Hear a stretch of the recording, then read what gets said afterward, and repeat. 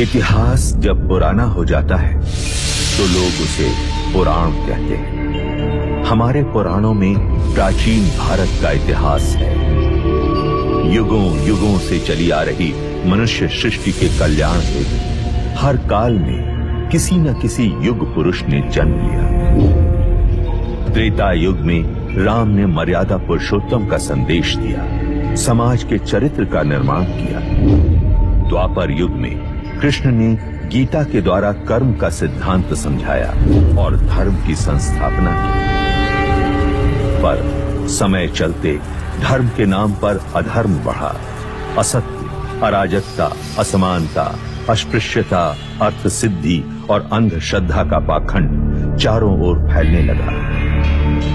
मनुष्य भयभीत हो अज्ञान के अंधकार में भटकने लगा। इसी अंधकार को दूर करने पुनः एक युग पुरुष जन्म लेने वाला था और इस बार उस युग पुरुष का नाम था बुद्ध।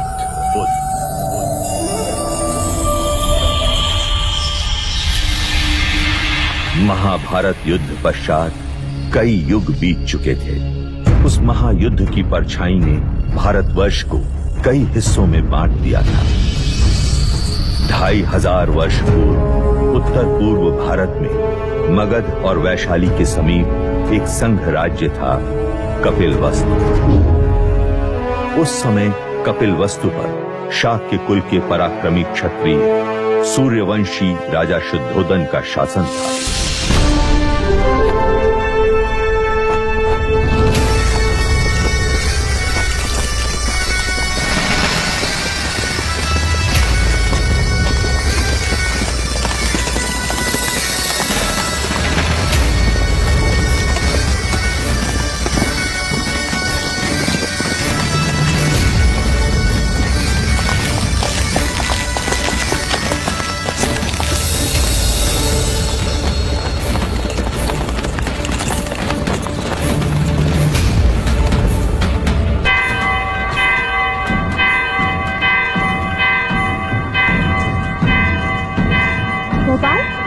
लगता है कोई खुशी का संदेश है। हाँ लौशिका, वरना ये गगन ढोल क्यों बजे?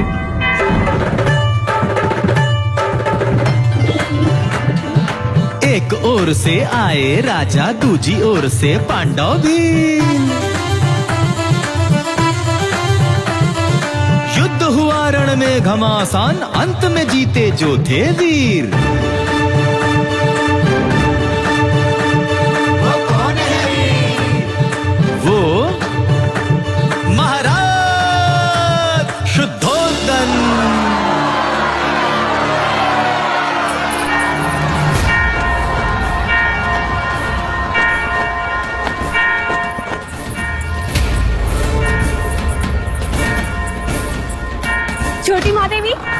छोटी महादेवी,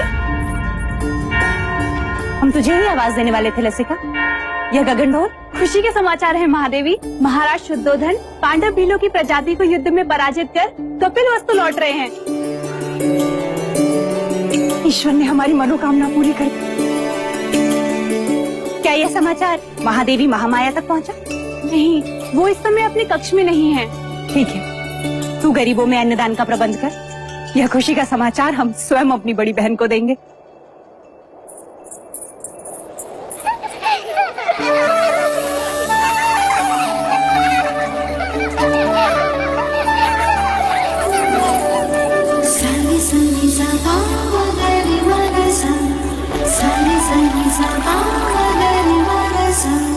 पकड़ लिया, पकड़ लिया, पकड़ लिया।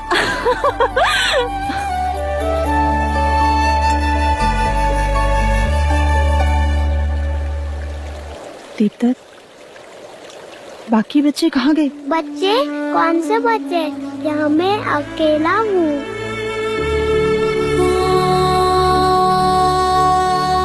ये क्या हो रहा है हमें? अब मैं जाऊँ?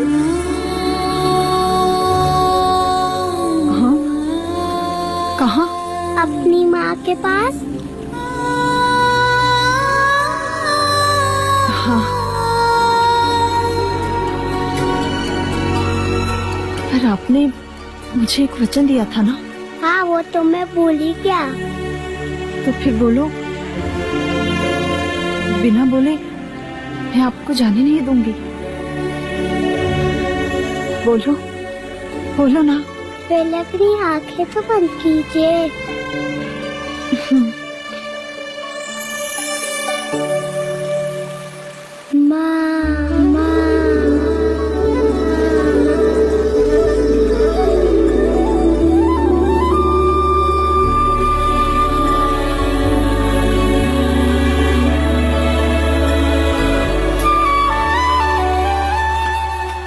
दीदी, दीदी, तुमने श्रृंगार नहीं किया अभी तक? श्रृंगार? वो किस लिए? यह गगन ढोल सुने नहीं तुमने? हमारे समाचार लाई हैं। महाराज विजयी होकर लौट रहे हैं। पूरे कपिल वस्तु में आनंद का गुलाल छाया है। प्रजापति, ये तो बड़ी खुशी की बात है। तो जाकर उनके स्वागत की तैयारी कर और आने पर इतनी सेवा करना उनकी, इतनी खुशी देना उन्हें कि युद्ध भूमि की सारी थकान मिट जाए। और तुम?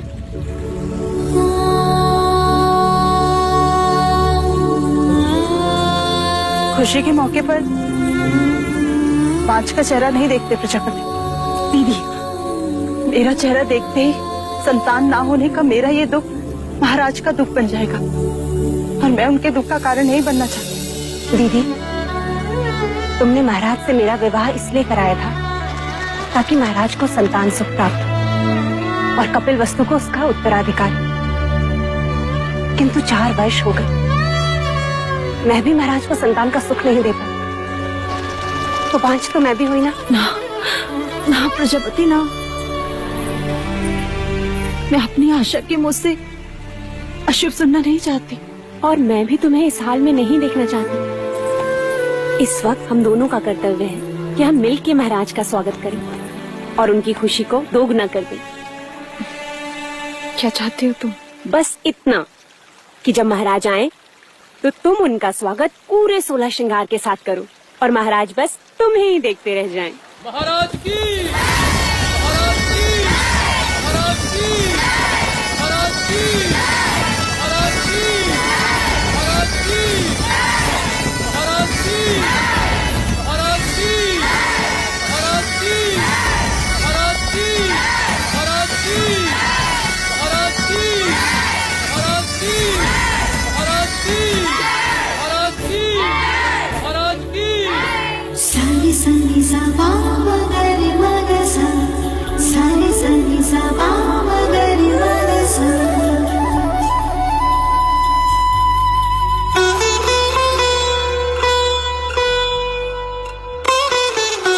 कैसे हो अनुज द्रोणोदन? आपका आशीर्वाद है भाई महाराज, और राज्य में भी सब कुछ कुशल मंगल है। तुम हो तो अमंगल हो भी कैसे सकता है? तुम ही हो जिसके कंधे पर मैं कपिल वस्तु का भार सौंपकर निस्संदेह युद्ध पर जा सकता हूं। आइए। रुकिए, हम आपको प्रवेश करने नहीं देंगे। तुम मुझे प्रवेश क्यों नहीं करने दोगे? पहले आप मेरे लिए क्या लाए हैं वो दीजिए, तभी हम आपको भीतर आने देंगे। मैं राजा होकर सबसे कर वसूल लेता हूँ और ये राजा देवदत्त मुझसे कर ले रहा है। ये रहा आपका उपहार। आप मुझसे युद्ध के बिना भीतर नहीं जा सकते। मेरी ही तलवार और मुझ पर प्रहार। ठीक है।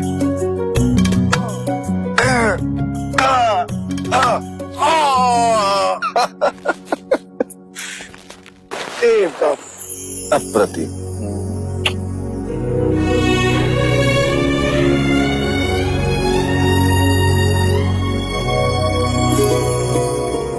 चले। महाराज की, महाराज की, महाराज की।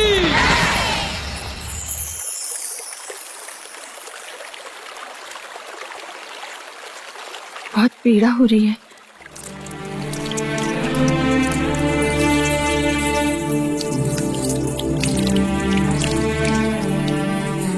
नहीं महामाया, ये पीड़ा उस पीड़ा के आगे कुछ नहीं जो भाग्य ने हमें दिया है। कहने को तो सब कुछ है हमारे पास, परंतु देखा जाए तो कुछ भी नहीं। 2 ब्याह करने के पश्चात भी हम निसंतान हैं।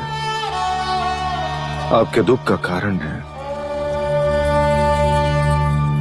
ईश्वर के यहाँ विलंब है, अंधकार नहीं।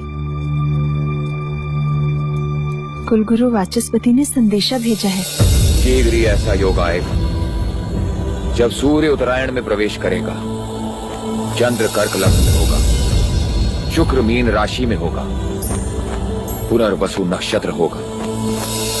ये वही नक्षत्र है जिस नक्षत्र में भगवान श्री राम का जन्म हुआ था। इस योग में पुत्र कामेष्टि यज्ञ करवाने से हमें हमारी प्रार्थनाओं का फल अवश्य मिलेगा देव। हम तो केवल आपकी गोद में अपने पुत्र को देखना चाहते हैं माया। हमारी गोद तो भरने से रही,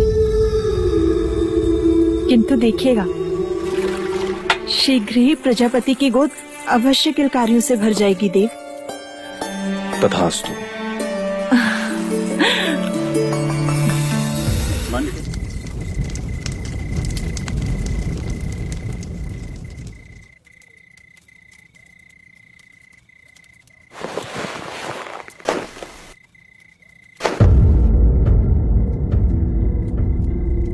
महामाया,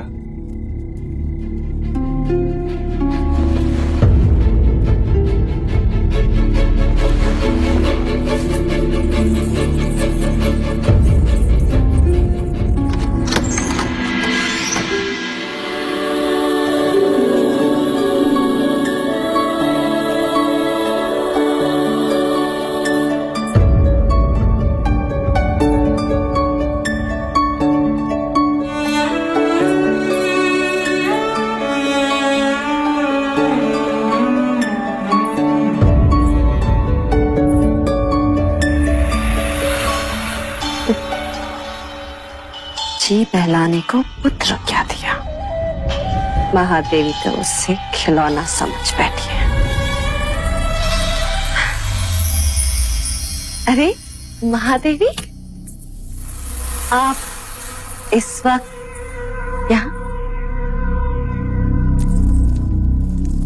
वो हमें नींद नहीं आ रही थी तो सोचा एक क्षण देवदत्त को देखाएं। महादेवी, बिल्कुल ठीक किया। मेरा देवदत्त आपका पुत्र ही तो है।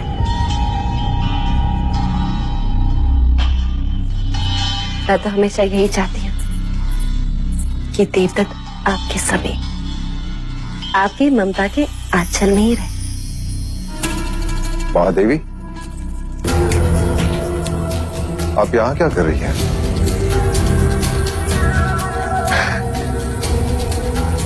महाराज, मैं समझती हूँ महादेवी की व्यथा।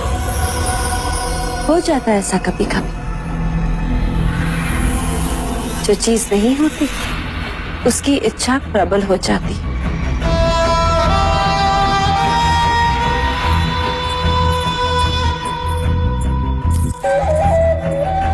वैसे महाराज, देवदत्त आप ही का पुत्र है, ले जाइए इसे।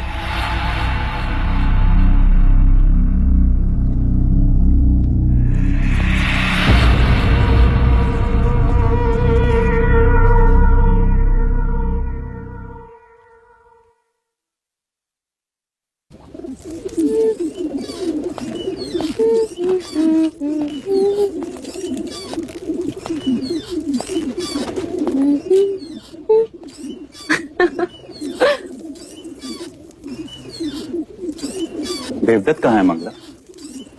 महाराज के पास। यही बात अच्छी नहीं लगती। जब भी मैं अपने पुत्र से मिलना चाहता हूँ, या तो वो महादेवी के पास होता है या फिर महाराज के पास। उस रात भी जब मैंने उसे भेजा, आज नहीं तो कल देवदत्त को महाराज की जगह जो ले ली, युवराज जो बनना है, और फिर कपिल वस्तु का महाराज। जब जब मैं देवदत्त को महाराज के साथ सिंहासन पर बैठा देखती हूँ, मन सपने बुनने लगता है और फिर सुनाई देता है, युवराज देवदत्त की जय, युवराज देवदत्त की जय हो। मन के पंछी पकड़ना छोड़ दो मंगला। जिस दिन महादेवी माया या प्रजापति दोनों में से किसी एक को संतान हो गई तो तुम्हारी सारी इच्छाएं धरी की धरी रह जाएंगी।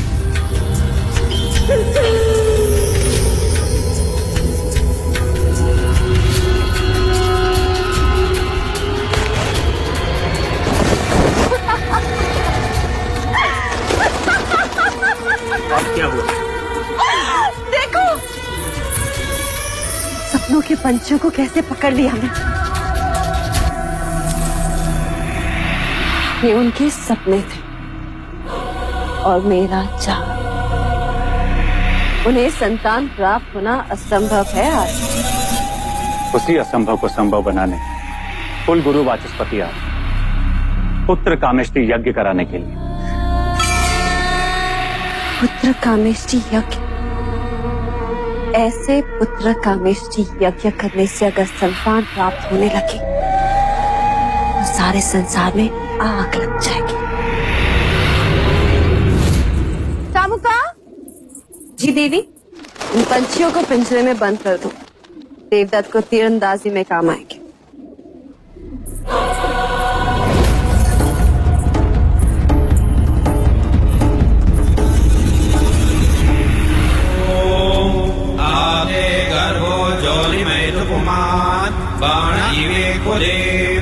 आवीरो जायता पुत्रस्ते दशमास्य स्वाहा। ओम इदं अग्नये नमः। ओम इदं विष्णवे नमः। राजन, सभी देवी देवताओं और ग्रहों के बाद हम कुल देवता सूर्य देव का आवाहन करें। सूर्य देवता अपने कुल की रक्षा हेतु अपनी किरणों पर सवार होकर इस कमल को खिलाएंगे। आदिदेव नमस्तुभ्यं प्रसीद मम भास्कर। दिवाकर नमस्तुभ्यं प्रभाकर नमोस्तुते।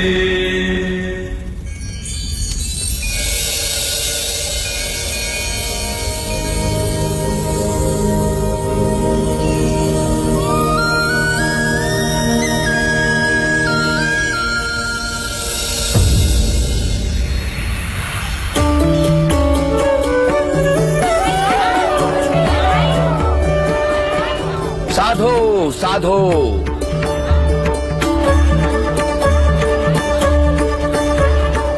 कमल के फूल का खिलना यह संकेत देता है कि आपका भाग्य खुलने वाला है राजन।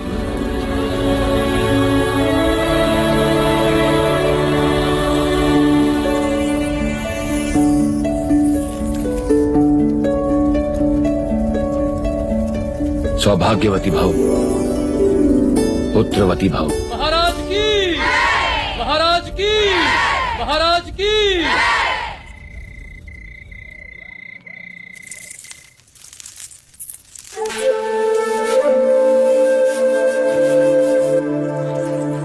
प्रजापति,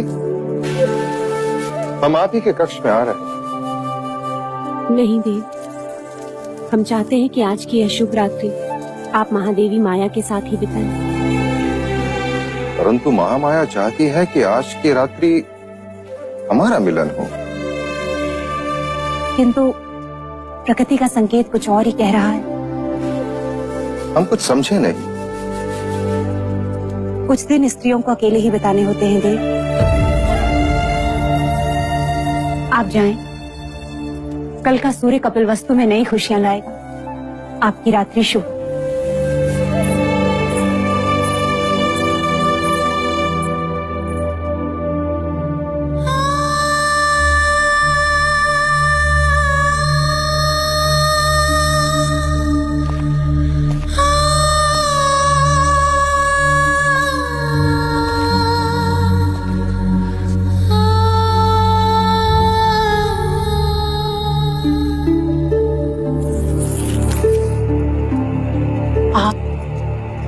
यहाँ? आपको तो प्रजापति के कक्ष में होना चाहिए। छोटा मुंह बड़ी बात। आपने महाराज से झूठ क्यों कहा कि आप रत्स्वला है?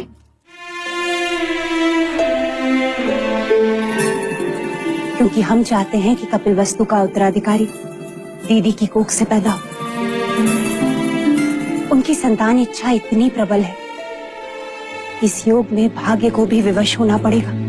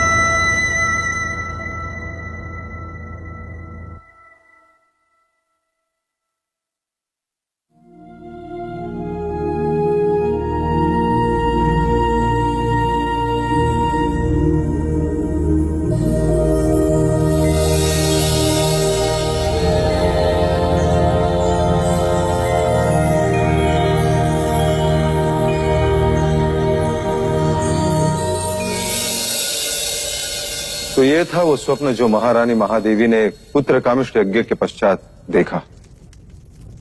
आदरणीय कुलगुरु वाचस्पति एवं समस्त ब्राह्मणगण, कृपा करके हमें ये बताएं स्वप्न का तात्पर्य क्या है?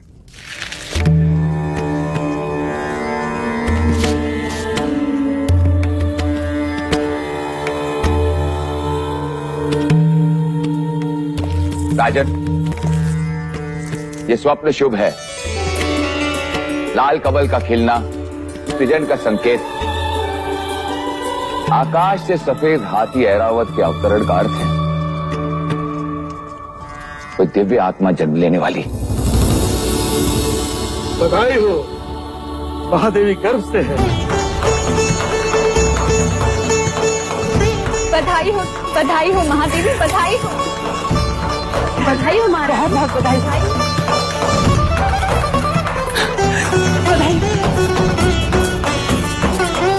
बधाई हो महादेवी।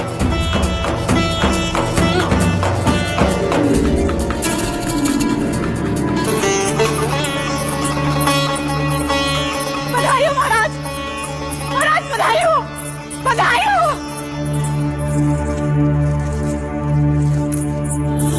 हो महाराज, बधाई हो। वैद्य जी ने घोषणा कर दी है, महादेवी गर्भ से है। अब शीघ्र ही कपिलवस्तु को उसका उत्तराधिकारी मिलेगा।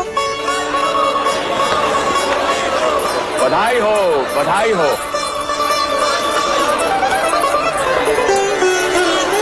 राजन, एक और बात, इस योग में जन्म लेने वाला बहुत बड़ा योद्धा बनेगा। ऐसा ही होगा। हम तो केवल राजा बने, वो राजाओं का राजा होगा, महान योद्धा होगा, चक्रवर्ती सम्राट होगा।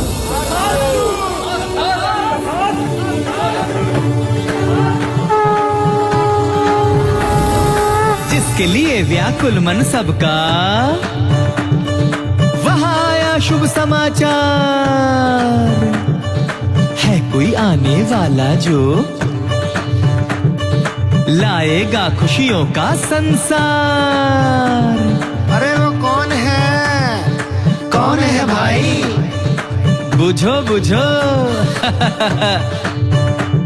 वो कपिल वस्तु का युवराज।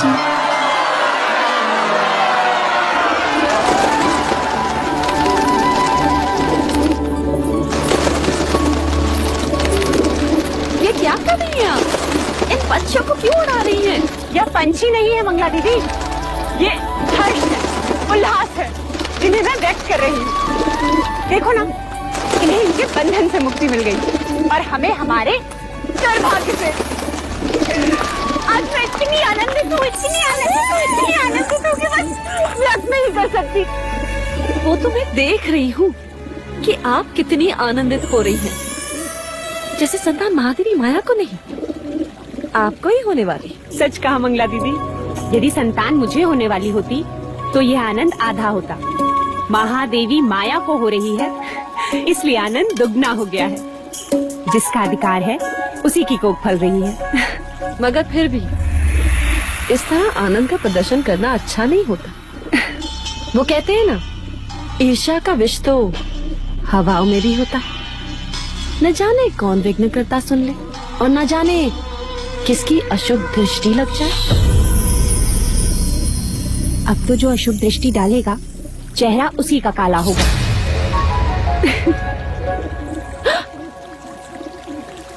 तुम्हारे चेहरे पर मेरा काजल था मंगला दीदी।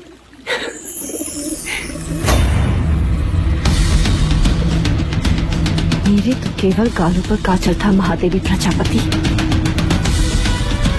और मैं तो तुम्हें काजल भरे काले आंसू रुलाऊंगी। बस एक और।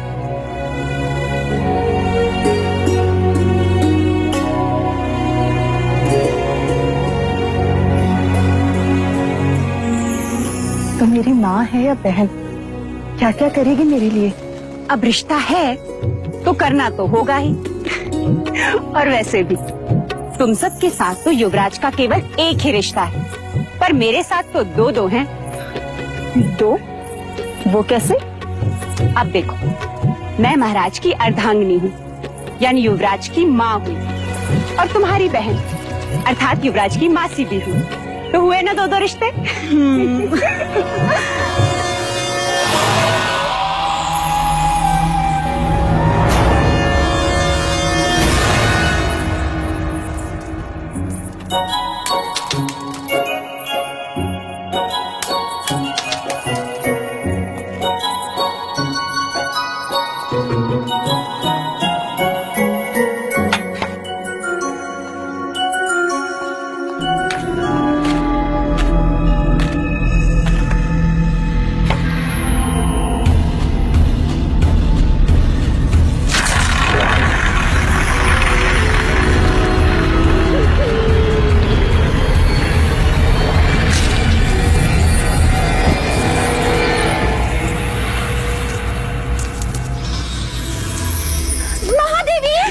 दीदी संभालो।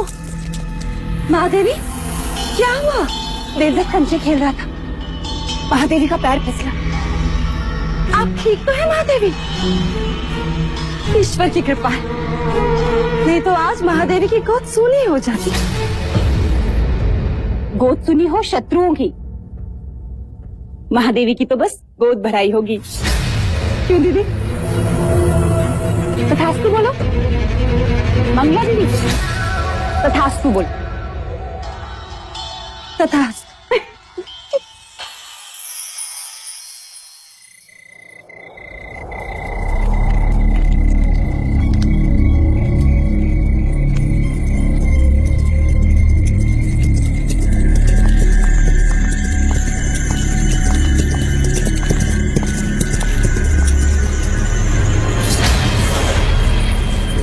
अपने सेवक को बुलाया। सुना है तू लौशिका से ब्याह करना चाहता है ना? चाहने से कुछ नहीं होता मंजरे राजा, क्योंकि लौशिका के पिता तुझसे प्रति भेंट में स्वर्ण मुद्राएं मांग रहा है। जी ये तेरे लिए है गोपाल। बस तुझे मेरे लिए एक छोटा सा कार्य करना होगा। ऐसी पत्तियां ढूंढनी होगी जिसके रस से मनुष्य की मृत्यु हो जाए। तब तक वैद्य हुसैन के यहाँ जड़ी बूटियां पीसता रहेगा। मैं तो कहता हूं इस बार अपने दुर्भाग्य को ही पीसता। उठा ले, उठा।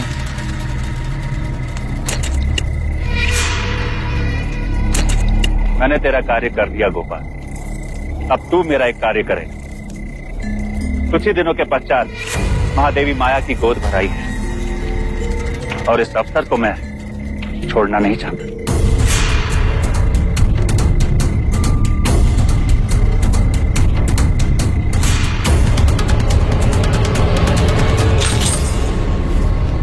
बस गोद भराई के दिन मुझे इतना ही करना होगा। किसने दी तुझे ये मोहर? ये मैं नहीं बता सकता लौशिका। तू मेरा मरा मुंह देखेगा गोपाल, यदि ना बताया तो? यदि बता दिया तो तू मेरा मरा मुंह देखी। वो जीवित नहीं छोड़ेंगे मुझे। लेकिन क्या लौशिका, कब तक तू दासी बन के रहेगी और कब तक मैं ये पत्तियां पीसता रहूंगा? फिर महाराज को पता चल गया तो?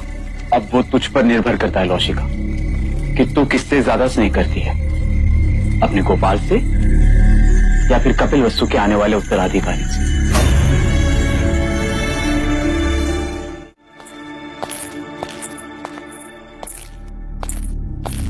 जो खीर महादेवी को खिलाई जाएगी उसमें मुझे विष मिलाना है। गोपाल सब कुछ हमारे विवाह के लिए कर रहा है, पर मैं महादेवी के साथ विश्वासघात नहीं कर सकती, जानकर अनजान नहीं बन सकती। दोनों ने माँ से भी अधिक स्नेह दिया है मुझे। लसिका, तू यहाँ क्या कर रही? देवी मुझे आपसे एक अत्यंत आवश्यक बात करनी है। वो महादेवी माया को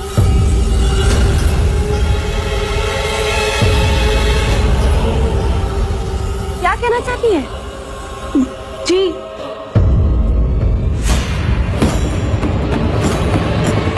कुछ नहीं।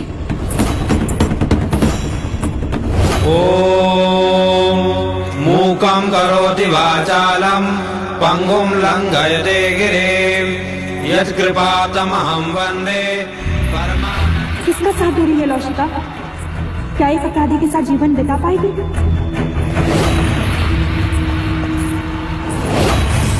मुझे गोपाल को रोकना ही होगा।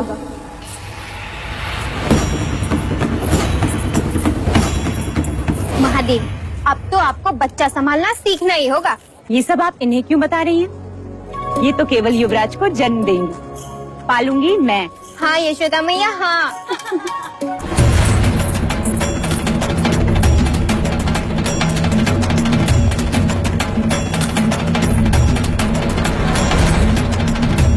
महादेवी, आपसे एक आवश्यक बात करनी है। लौशिका, जो बात करनी है बाद में कर। चले जा, भगवान का नैवेद्य ले आ। पता नहीं महादेवी ने सवेरे से अन्न ग्रहण नहीं किया। जा।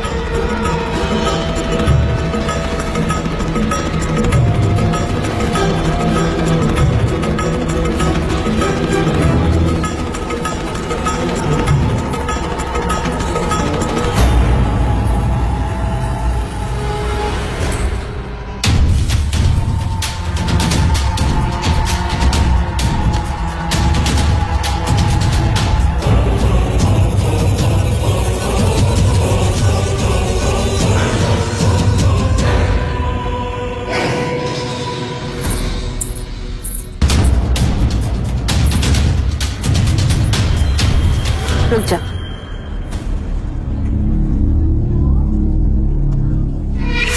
महादेवी प्रजापति, लीजिए।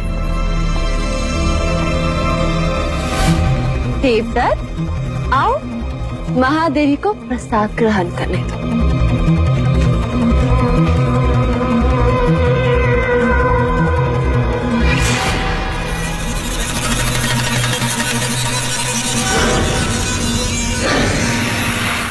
नहीं महादेवी, पहले मैं खीर खाऊंगा। अच्छा ठीक है, पहले हम आपको खिलाते हैं। चलो मुंह खोलो।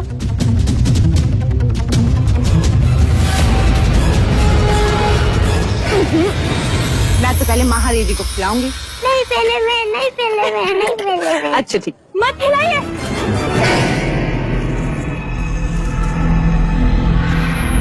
रुक जाइए महादेवी।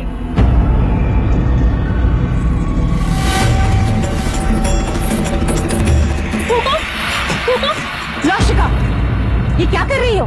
महादेवी, इस खीर में विष मिला है।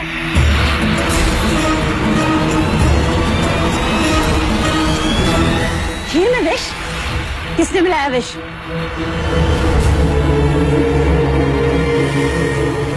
किसने मिलाया विष? हम तुमसे पूछ रहे हैं।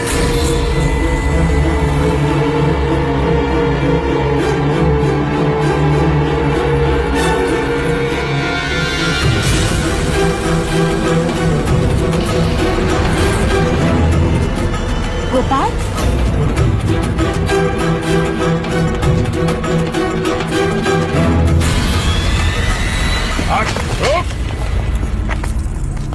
किसके कहने पे किया तुमने ये?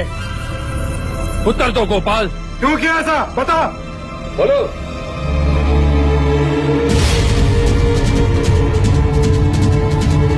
तूने ऐसा क्यों किया?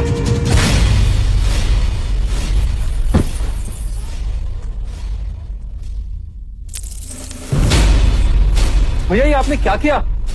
गोपाल का जीवित रहना आवश्यक था, वही हमें असली अपराधी तक पहुंचा सकता था।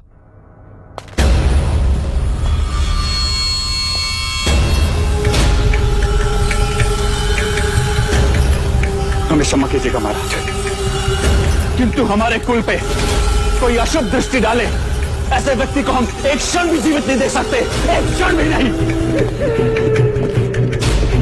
आपके इस अनुज से बहुत बड़ी भूल, हमें क्षमा कर दीजिए मां, क्षमा कर दीजिए मां।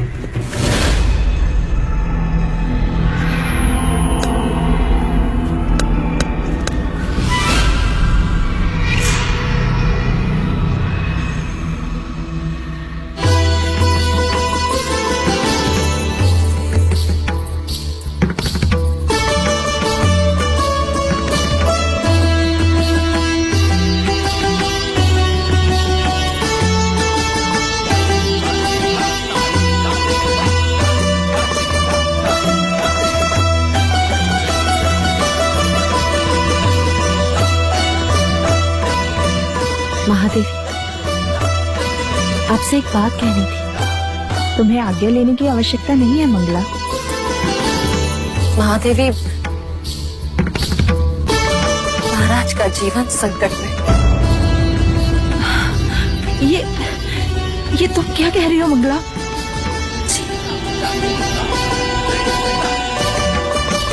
एकांत,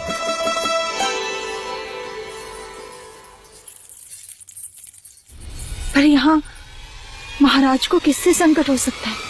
आपसे। मंगला। महादेवी, सुना है, जो संतान 10वें महीने के बाद पैदा होती है, यदि अपने पिता के घर पैदा हो तो पिता के जीवन पर भारी पड़ती है। मैंने इस बात को पहले नहीं माना, परंतु ज्योतिषों ने प्रमाण दिया तो महादेवी, वो मैं ही थी जिसने आपका हाथ पकड़कर आपको देता जाने से रोका। आज मैं ही आपसे कह रही हूँ, आपका यहाँ रहना उचित नहीं है। आप भी तो नहीं चाहेंगे कि महाराज या राज पर कोई भी संकट आए। आखिर अपने सुहाग और संतान की रक्षा करने के लिए ही तो स्त्री का जन्म होता है। महादेवी, कुछ भी हो जाए, आप महाराज को मना लीजिए। शीघ्र, अति शीघ्र यहाँ से प्रस्थान कीजिए।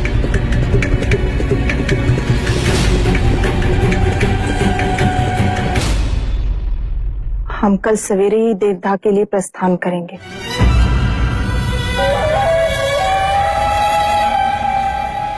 आप देवता जाएंगी जरूर महादेवी, परंतु वापस नहीं आएंगी।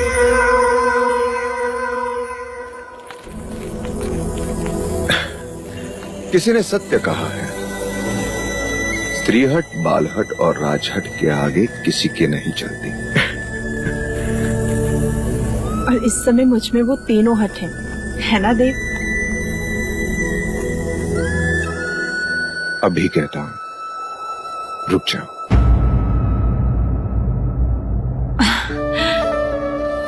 और मैं कहती हूँ जाने दीजिए, मेरा स्वास्थ्य भी अच्छा है और मन भी प्रसन्न है। इसी कारण मैं और प्रजापति माता पिता से भी मिल लेंगे। युवराज के जन्म का समाचार मिलते ही आप भी चले आना देवदा। सारी सनी सबा मगरी मगसा, सारी सनी सबा मगरी मगसा, सारी सनी सबा मगरी मगसा।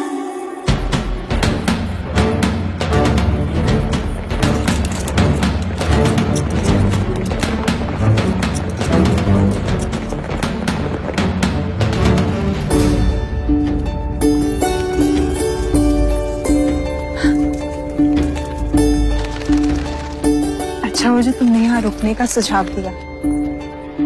वर्षों बाद देखा इस लुम्बिनी वन को,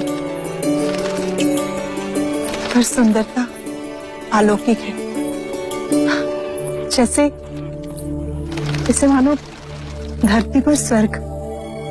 सच।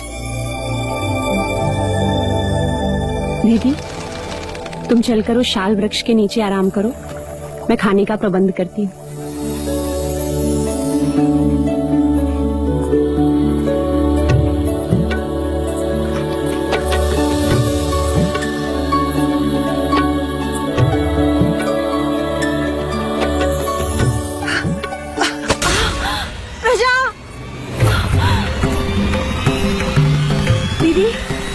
नौशिका, दाई माँ, पिंजरी, जल्दी आओ, देखो महादेवी को क्या हो रहा है।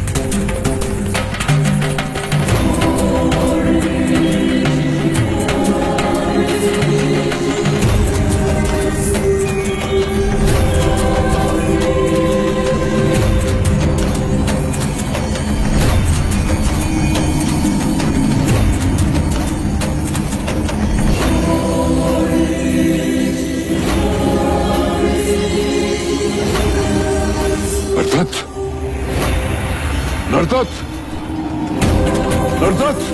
जी मुनिवर। वो आ रहा है, जगत जन्मदाता, जन्म लेने वाला।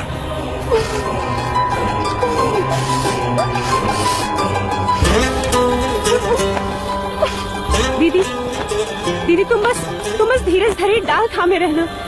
उसने कहा था कि वो आएगा, अब वो आ गया है।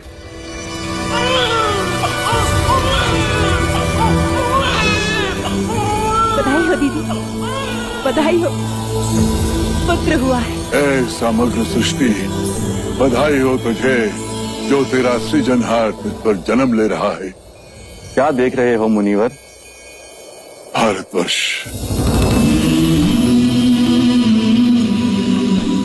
कपिलवस्तु,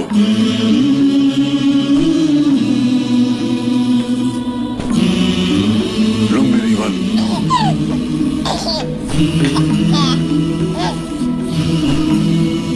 सुंदर,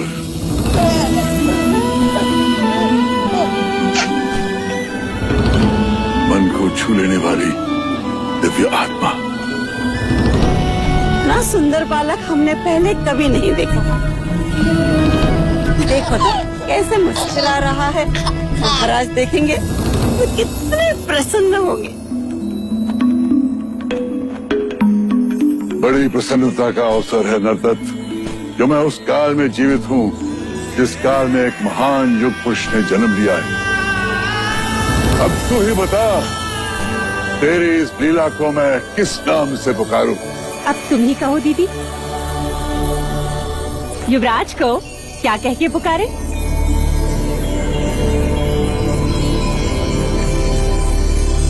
सिद्धार्थ।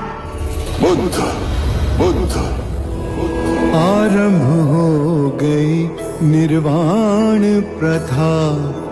सुनो सुनो ये बुद्ध का